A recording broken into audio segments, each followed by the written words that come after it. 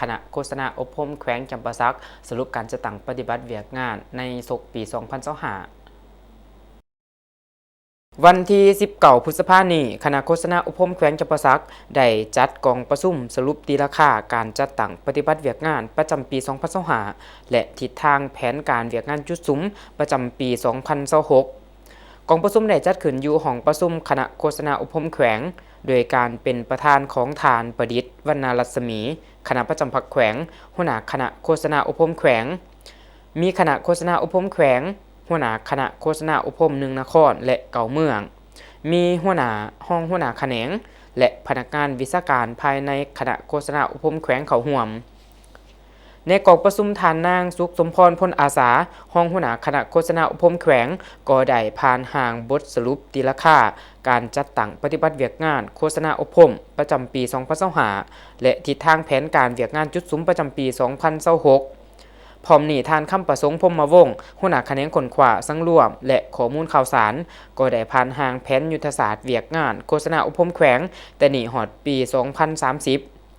ในกองประชุมยังได้ผ่านขอตกลงของหัวหน้าคณะโฆษณาอบรมแขวงเลขที่191ทับข้ออขจสลงวันที่19พฤษภาคมปี 2026ว่าด้วยการปรับปรุงสับสอดพนักงานลักแรงและพนักงานวิชาการภายในคณะโฆษณาอบรมแขวง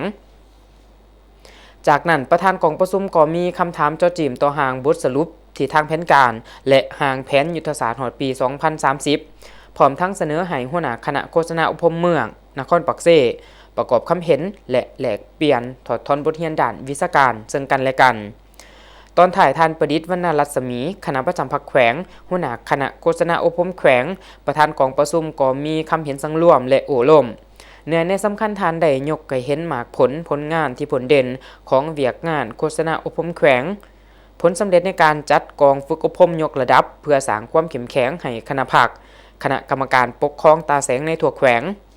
จากนั้นก็ยกให้เห็นทิศทางแผนการในการเพิ่มทวีการนำพาของพรรคในการสร้างการหันเปลี่ยนอย่างแข็งแรงเลิกซึ่งต่อเวียกงานการเมืองแนวคิดไปสู่คุณภาพใหม่โดยยกสูงบทบาทนำพาของพรรคในการเคลื่อนไหวเวียกงานปรับปรุงองค์การเสนาธิการด้านเวียกงานการเมืองแนวคิดให้สามารถเคลื่อนไหวตามพระบทบาทอย่างเป็นโจการสร้างการหันเปลี่ยนอย่างแข็งแรงด้านเนื้อในและหูปการเฮ็ดเวียกงานการเมืองแนวคิดสร้างการหันเปลี่ยนอย่างเลิกเซิงด้านจินตนาการในถันแถวสมาชิกพรรคพนักงานสำหรับหน้าที่จุดซุ้มและมาตรการจัดตั้งปฏิบัติในต่อหน้าคณะพรรคแต่ละขันโดยเฉพาะเลขาคณะพรรคแต่ละบอนต้องเอาใจใส่น้ำผ้าสีน้ำเวียกงานการเมืองแนวคิด